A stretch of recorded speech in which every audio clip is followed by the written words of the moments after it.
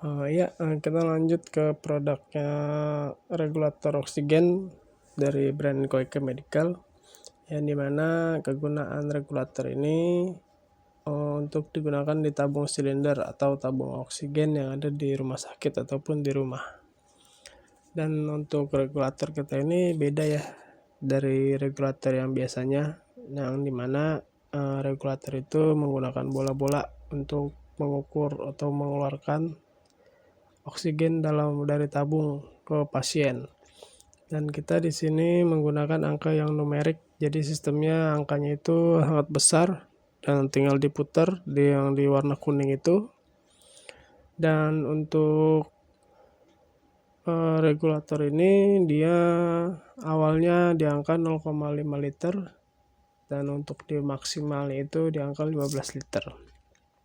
Yang dimana regulator ini mempunyai indikator atau alarm ketika tubing selang oksigen mengalami trouble.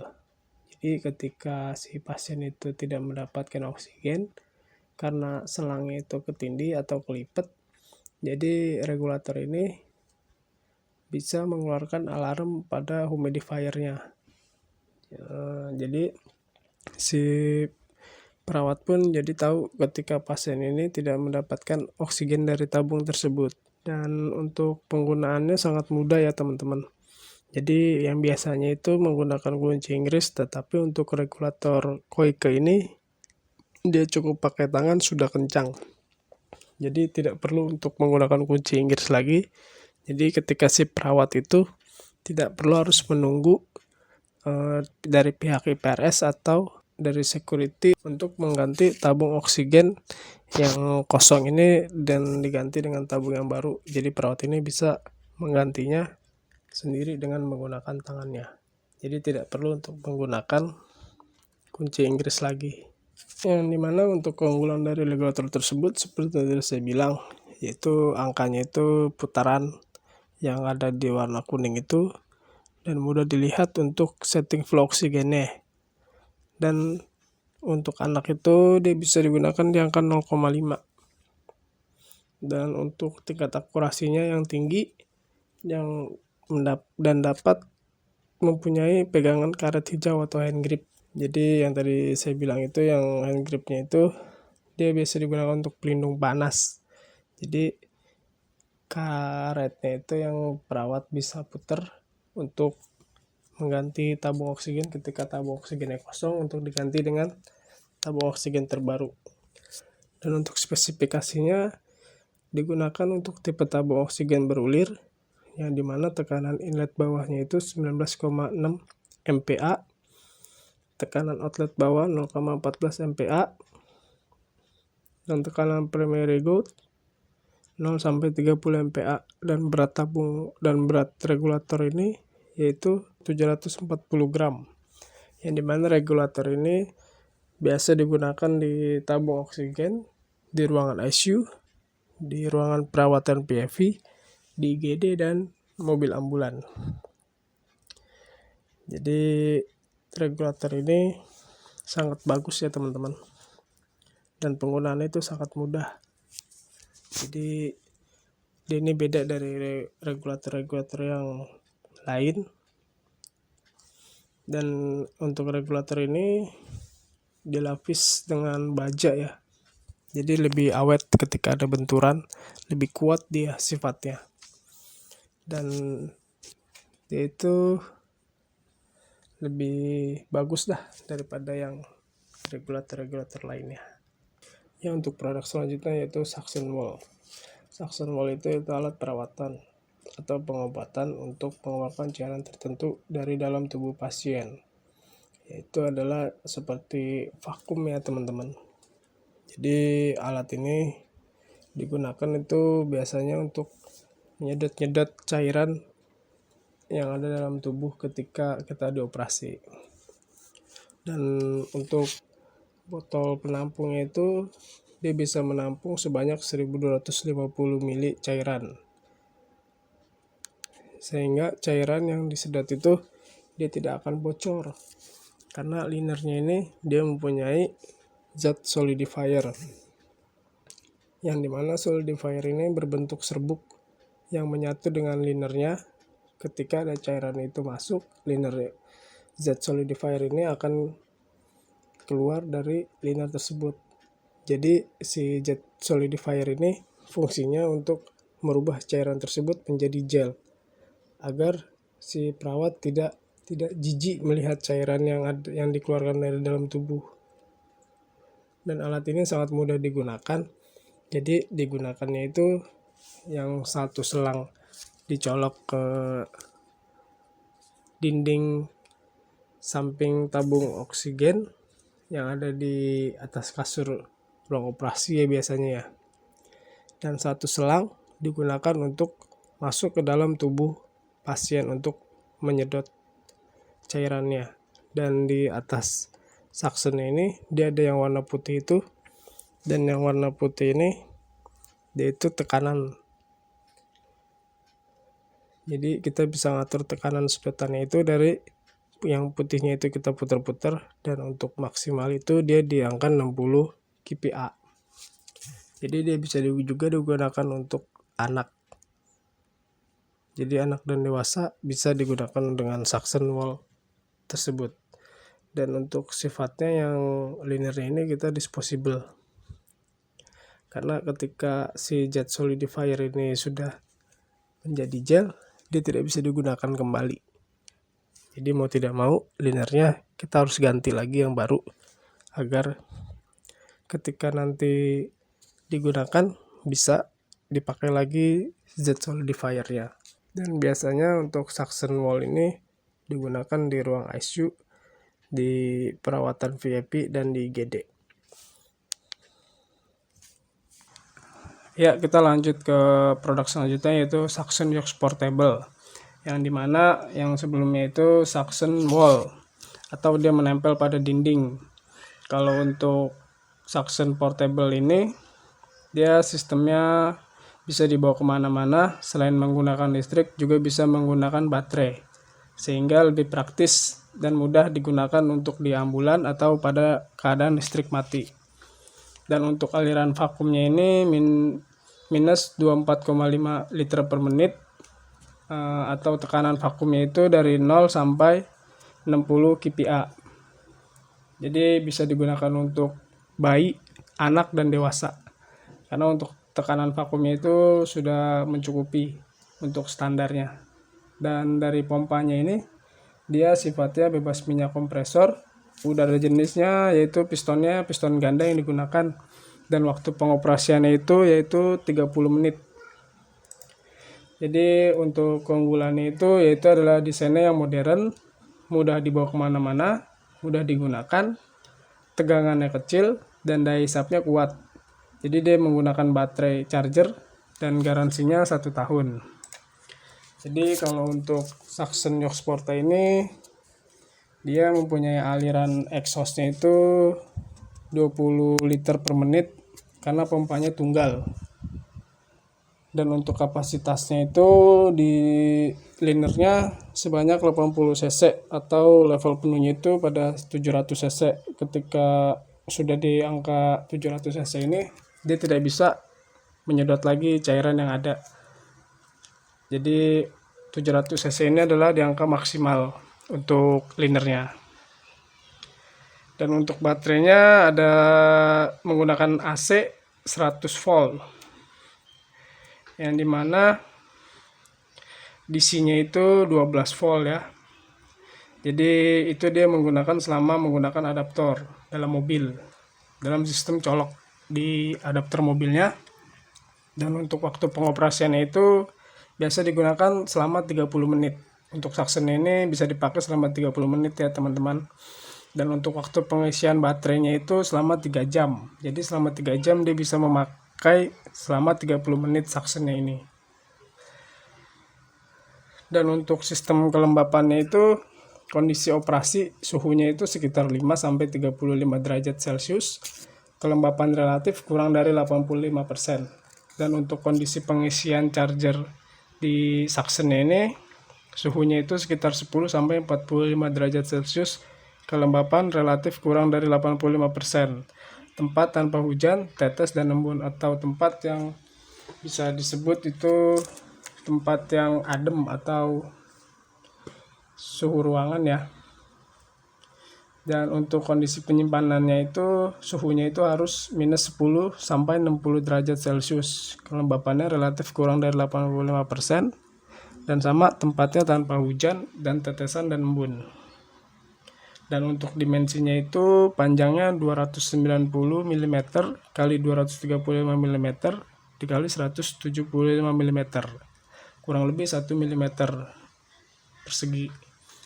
Dan untuk beratnya itu 2,6 kurang lebih kilogramnya, dan itu tanpa AC, tanpa baterai ya, tanpa baterainya, jadi beratnya 2,6 kilogram. Dan untuk suctionnya ini biasa digunakan di ruang ICU, ruang perawatan PIV, IGD, dan mobil ambulan. Jadi untuk suction ini dia lebih enteng ya, dan mudah dibawa kemana-mana. Jadi perawat atau dokter bisa bawa suction ini ketika ada operasi untuk penyedotan cairan dalam tubuh. Jadi kita lanjut ke produk selanjutnya, yaitu disposable surgical suction unit, yang dimana fungsinya itu sama seperti suction sebelumnya ya.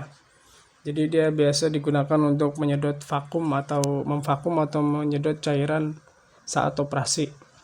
Jadi dia bisa menghisap semua jenis cairan yang akan ditampung dalam disposable liner ini, yang dimana setiap liner terdapat chemical pengental atau serbuk warna putih yang akan menyerap semua cairan dalam tabung liner dan siap untuk dibuang. Jadi sebelum cairan itu masuk ke dalam botol, kita harus menekan tombol yang di tengah itu yang warna kuning untuk menurunkan serbuk-serbuk yang akan membuat cairan yang disedot itu menjadi kental, dan yang tadinya berwarna-warni cairan itu akan berubah menjadi warna biru. Jadi untuk pembuangannya itu tanpa harus dicuci dan menyentuh cairan untuk menghindari tertularnya penyakit, mudah untuk mengidentifikasi jumlah cairan. Jadi untuk kapasitas tabung ini masing-masing dia 3,5 liter ya. Jadi di dalam disposable surgical suction ini dia totalnya ada 4 tabung. Jadi 4 tabung itu dia bisa menampung liner yang masing-masing 3,5 liter. Dan di situ di alat tersebut itu ada pengaturannya yang dibuat dengan mudah. Jadi ada beberapa koneksi selang antar liner. Jadi kita bisa melihat berapa banyak sih cairan yang akan kita sedot dari dalam tubuh si pasien. Jadi jadi ketika tabung satu penuh, dia akan koneksi atau mentransfer cairan ke tabung selanjutnya. Jadi perawat atau dokter tidak harus mencuci tangan atau menyentuh cairan tersebut, karena linernya ini dia sifatnya koneksi dari selang ke selang antar linernya. Dan dalam keunggulannya itu dia dapat mengatur cairan saat penyedot, dan solidifier diatur dalam liner atau cairan berubah menjadi gel.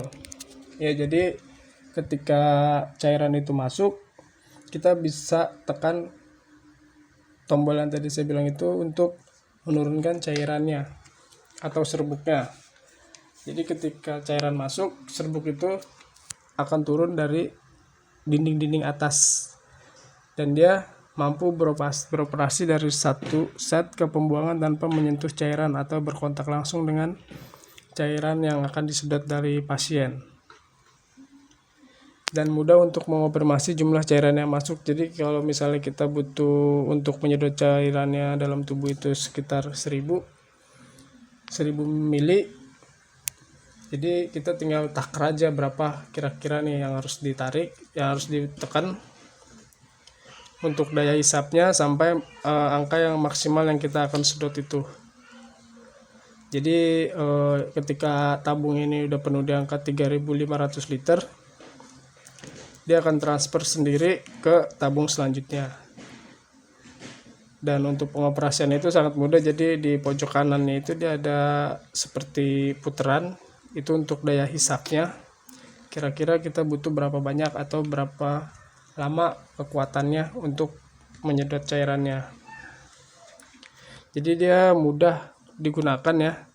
Jadi bagi user atau pasien itu dia akan safety dari terhindar infeksi penularan. Juga amat bagi lingkungan itu dia, karena liner ini kan sifatnya langsung buang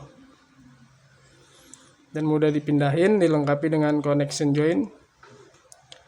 Terdapat dual suction control. Dan untuk spesifikasinya yaitu tekanan inletnya itu minus 53,5 hingga minus 80 kPa.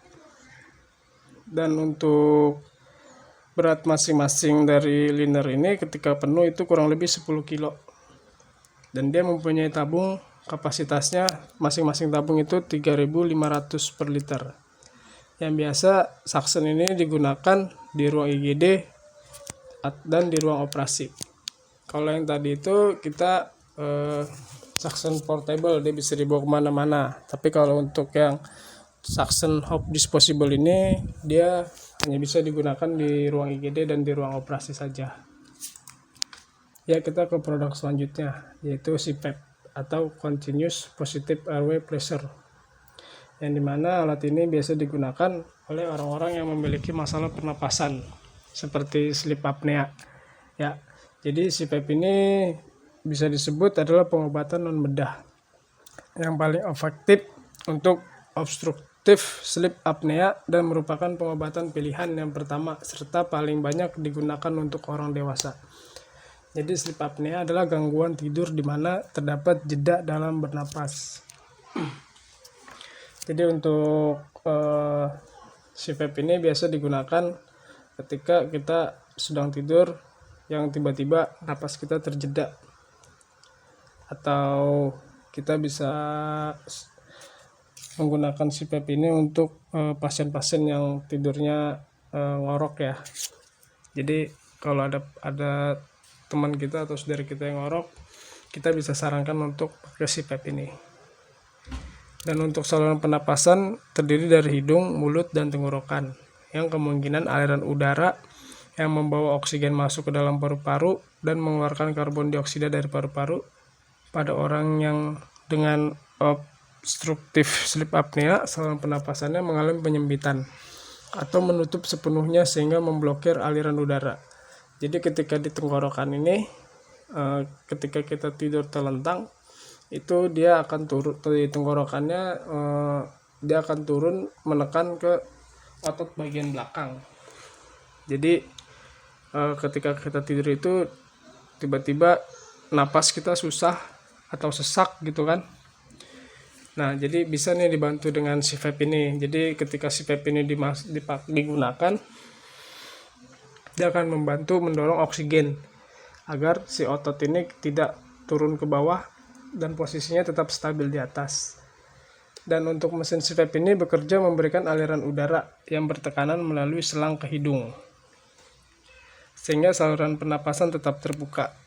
Tekanan udara yang diberikan tergantung pada tingkat keparahan sleep apnea yang dimiliki oleh pasien. Jadi tekanan sleep apnea itu kita beda-beda ya. Jadi nggak bisa disamakan dengan yang pasien A dan pasien B. Jadi dokter itu kadang melihat dari tidur kita atau disebut polisomografi yang di laboratorium tidur di bawah pengawasan. Jadi ketika si pasien itu bernapasnya agak susah, jadi si CPAP ini pendorong untuk tekanan udara. Pada umumnya itu CPAP itu digunakan untuk menjaga jalan napas terbuka saat Anda tidur, mengurangi bahkan menghilangkan dengkuran, dan meningkatkan kualitas tidur Anda, meredakan gejala sleep apnea seperti kantuk di siang hari yang berlebihan, mengurangi atau mencegah tekanan darah tinggi. Jadi ketika kita tidur mendengkur itu sebenarnya tidak baik ya teman-teman, karena itu dia bisa menghambat napas kita saat tidur. Jadi kualitas kita tidur pun tidak nyaman. Dan dengan menggunakan CPAP ini dia bisa mengurangi gejala sleep apnea tersebut. Dan untuk CPAP ini adalah alat yang mempertahankan tekanan positif pada saluran nafas neonatus. Selama pernapasan spontan, CPAP merupakan suatu alat yang sederhana dan efektif untuk tata laksana respiratori distress pada neonatus. Penggunaan CPAP yang benar terbukti dalam menurunkan kesulitan bernafas. Jadi ketika menggunakan CPAP ini, dia akan mengurangi kesulitan-kesulitan kita saat bernapas atau mendengkur. Jadi dia akan oksigen dalam tubuh kita itu akan stabil dengan menggunakan alat tersebut. Dan dia bisa membantu memperbaiki dan mempertahankan kapasitas residual paru, mencegah obstruksi saluran napas bagian atas, dan mencegah kolap paru. Kadang kan kalau misalnya kita tidak menggunakan ini, dengan mendengkur itu paru-paru kita bisa kolap. Dan dengan alat ini dia bisa mencegah terjadinya hal tersebut dan mengurangi sleep apnea, bradikardi, dan episode cyanotic, serta mengurangi kebutuhan untuk dirawat di ruangan intensif. Dan untuk extended function-nya, dia bisa menggunakan Bluetooth communication module itu secara opsional ya, dan SPO2 modul secara opsional juga, dan titration unit secara opsional juga. Dan di sini ada gambar ketika kita tidur menggunakan CPAP, dan dimana di situ ada masing-masing bentuk maskernya. Jadi ketika misalnya pasien mau full mask makanya bisa, dan maunya nasal pillow mask bisa, dan nasal pillow masker sheet strap pun bisa. Jadi tergantung dari pasiennya ya, dia merasa nyaman untuk menggunakan masker yang mana dari 3 tersebut. Dan untuk spesifikasinya sih, dia di sini ada untuk unitnya disebut Jasmine 2 atau Jasmine J. Dan untuk humidifier-nya yaitu Jasmine Humidifier, yang dimana masing-masing registrasinya nomornya beda-beda ya. Dan untuk kadang itu kita ada delay time waktu tidur ya. Jadi ketika kita delay itu kira-kira sekitar 0-30 menit, alat ini masih terlalu belum bisa belum dalam bawah sadar. Jadi biasanya itu dia tekanan itu mulai ketika kita dalam bawah sadar kita, alat tersebut akan mengeluarkan oksigen atau untuk di dalam tenggorokan. Jadi untuk mendorong menghindari dengkuran dalam ketika saat kita tidur.